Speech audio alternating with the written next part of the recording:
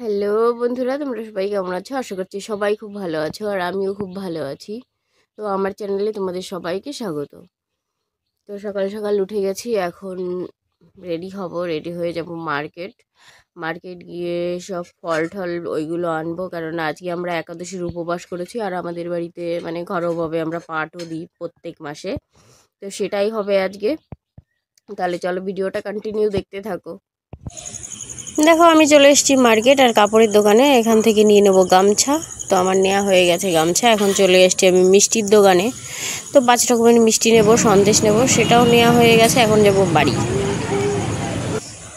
তো দেখো, আমি বাজার থেকে চলে এসেছি, কিন্তু আমি ভিডিও সেভাবে শ্যুট করতে পারিনি, কেননা এতটা রোদ ছিল বাইরে, আর সাইকেল চালিয়ে গেছিলাম একা একা, সেভাবে ভিডিও শ্যুট করা হয় না। তো আমি চলে এসেছি বাড়িতে। আমি একটু ফ্রেশ হয়ে তোমাদেরকে সব কিছু দেখাচ্ছি যে আজকে আমি কি কি কিনে এনেছি। আর একটু পরেই মানে 3টে দিয়ে আমাদের বাড়িতে পাঠ শুরু হয়ে যাবে।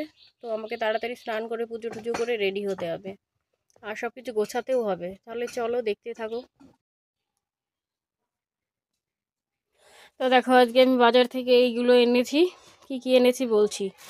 এই যে একটা গামছা এনেছি, ফুল এনেছি, আমল দুধ এনেছি, আর এই যে মা পরমান্ন রান্না করবে কালকে পারণের দিনে, গোবিন্দকে ভোগ দেবে। আর হচ্ছে শশা এনেছি, পেয়ারা এনেছি, কাঁচা আম এনেছি, লাড্ডু এনেছি, আর এই যে মিষ্টি এনেছি, 5 রকমের মিষ্টি, সন্দেশ, চিড়ে, আর এই যে বাতাসা। আর মানে কালকে বাবা সব ফল টল সব নিয়ে এসেছিলো বেশিরভাগই। তাও আমি ওই শশা পেয়ারাটা নিয়ে এসেছি, আর কালকে বাবা সব কিছুই নিয়ে এসেছিলো।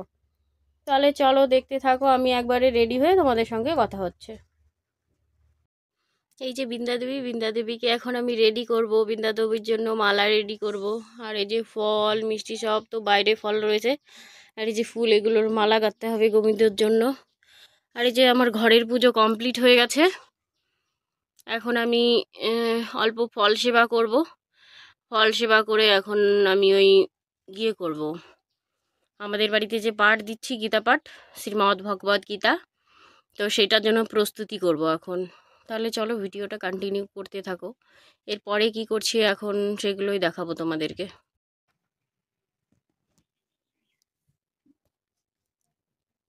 তো দেখো, আমি বৃন্দাদেবীকে রেডি করে দিয়েছি। কিন্তু এখন হচ্ছে বৃন্দাদেবীর জন্য, শ্রীমদ্ ভগবদ গীতার জন্য, আর গোবিন্দর জন্য, আর যে দিদি পাঠক ওনার জন্য মালা গাঁথবো। এই ফুল দিয়েই এখন একসাজি ফুল দিয়ে মালা গাঁথবো সবার জন্য। তাহলে চলো মালা গেঁথে একবারে তোমাদের সঙ্গে দেখা হচ্ছে সব কিছু রেডি করে তারপরে।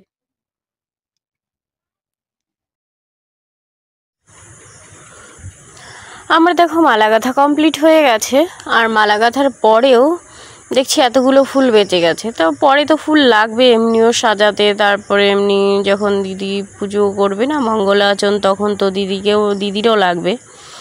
তো আমার মালা গাঁথা হয়েছে, আমি ঝুড়িতে রেখে দিচ্ছি, ফুলের ঝুড়িতে। এবার একটা একটা করে তুলে তুলে রাখছি। তো মা বলছে, আমার যেই তোলা হয়ে গেছে তখন মা বলছে কি, আরে ঝুড়িতে না রেখে থালাতেই রাখ। তারপরে দেখো সেটাই করছি, যে আবার একটা একটা করে থালাতে রেখে দিচ্ছি।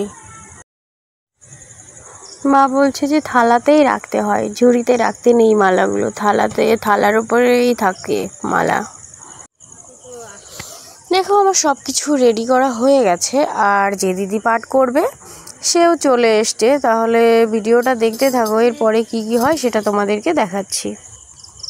তো তোমাদেরকে তো দেখালামই যে আমি সব কিছু রেডি করে নিয়েছি, ফল টল রেডি হয়ে গেছে, আর এই যে দিদি বসেও গেছে।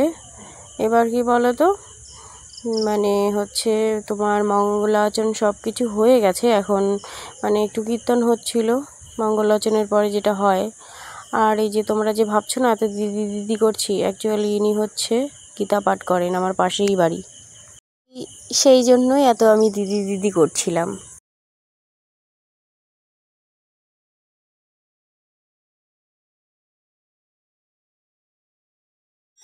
নিত্যানন্দ শ্রী অদ্বৈত সীতা, হরি গুরু বৈষ্ণব ভাগবত গীতা, শ্রীরূপ সনাতন রঘুনাথ, শ্রীজীব গোপাল ভট্ট দাস রঘুনাথ, জয় গোসাই করি চরণ বন্ধ, পুরাণ।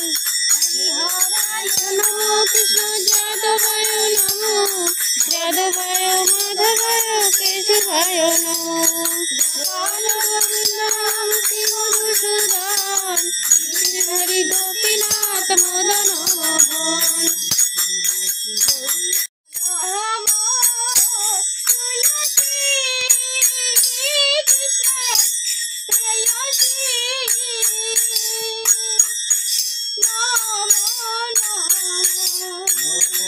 নমো তুলসী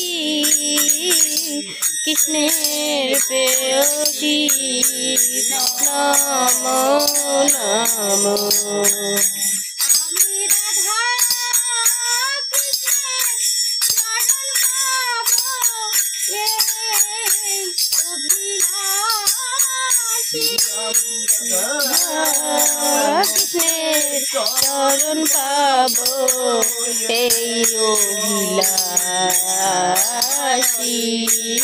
নমো নমো। তুলসী কৃষ্ণের প্রেয়সী, নমো নমো। এরকম একজন ছিল মহাভারতে, সবাই তাকে আমরা চিনি। যে মহাভারতে কে ছিল? অহংকারী দুর্যোধন। তাই মা, ভয়ের কিছু নেই। আমরা যেখানে বাস করছি এখানেই দুর্যোধন আছে, এখানেই ধৃতরাষ্ট্র আছে, এখানেই গান্ধারীর মতো মায়েরাও আছে, বুঝেছেন? যার স্বামী অন্ধ, তার স্ত্রী কি যার চোখে পটি বেঁধেছিল, তাহলে আমাদের পাড়ায় প্রতিবেশী মায়েরা কি পটি ছাড়া আছে এখনো? তারাও পটি বেঁধে আছে। তাই কোনো অহংকারের কথা নাই, এখন এরা আছে, কিছু করার নেই। ভগবান শ্রীকৃষ্ণের সময়ও ছিল, আর মহাপ্রভুর সময় আরো বেশি ছিল। তাই এখন ভগবান বোঝালেন, এই যে যখন পরাশরী,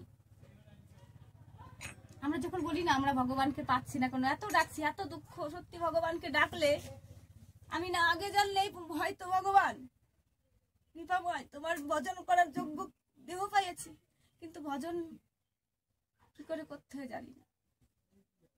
আর সবাই বলে অল্প বয়সে কৃষ্ণ ভজে পাইবার আসে, সাধু ব্যক্তিরা বলে, কিন্তু বয়স হয়ে গেলে ব্যথা যন্ত্রণা, এই দুর্লভ জন্ম আর হবে না। হতে পারে সাধু সঙ্গে শ্রীমদ ভগবত গীতার রস আস্বাদন করলে নাকি মৃত্যুর পরেও মানুষ মানব জন্ম লাভ করে। তাই এখানে শ্রীকৃষ্ণ ভগবান মহাভারত থেকে বোঝালেন যে আমাকে যারা চায় আর যারা না চায়, যারা আমাদের চায় তাকে আমি চাই, আর যারা আমাকে না চায় তাকে আমি না চাই। ভগবানও না চায়। সুদর্শন ভগবানের পৃথিবীর সর্বশ্রেষ্ঠ অস্ত্র, পৃথিবীর সর্বশ্রেষ্ঠ ব্রহ্মাস্ত্র তো তার থেকেও কম। সুদর্শনের উপর পৃথিবীতে কিছু নেই। যে আমাকে চায় আমি তাকে চাই, আর যে আমাকে চায় না আমি তাকে না চাই। ভগবান ভক্তিমতী মায়েদের বলি, ভগবানকে বিশ্বাস করলে হবে না। এই আমরা যতক্ষণ আমরা গলাবাজি করি, ওই গলাবাজিটা এখানে যদি করতে পারি, কারণ আমরা তো চারপাশে সবাইকে নিয়ে চলি, ওই মানুষের দ্বারা আমরা প্রভাবিত হই, মানে ওই মানুষের দ্বারা চুম্বকের মতো। কিন্তু সাধুর সঙ্গে আমরা এসেছি, কিন্তু মায়া আমাদের বলছে না রে, তোদের এইসব কথাই মনে করাই। এত বড় একটা বড় মানে আমাদের একটা আজকের কি, পৃথিবীর সব যত ব্রত আছে তার মধ্যে শ্রেষ্ঠ ব্রত এই একাদশী। আবার কি হলো, ভগবান শ্রীকৃষ্ণের প্রিয় মাস বৈশাখ, বৈশাখ মাসের 6 তারিখ আজকের একাদশী, প্রথম একাদশী কামদা একাদশী। এই একাদশী কত একটা মোস্ট ইম্পর্টেন্ট না? তাহলে আমাদের সব চিন্তা বাদ দিতে হবে, তার জন্য ভাবতে হবে গোবিন্দ। তো দেখো, মানে 2-3 ঘন্টা পাঠ হবে, সব কিছুতে তুলে ধরা সম্ভব নয়, সব কিছু থেকে একটু একটু করে দেখিয়েছি। তো তোমাদের কেমন লেগেছে ভিডিওটা সবাই লাইক কমেন্ট শেয়ার করে জানিও। ভালো থাকবে, সুস্থ থাকবে, দেখা হবে নেক্সট ভিডিওতে।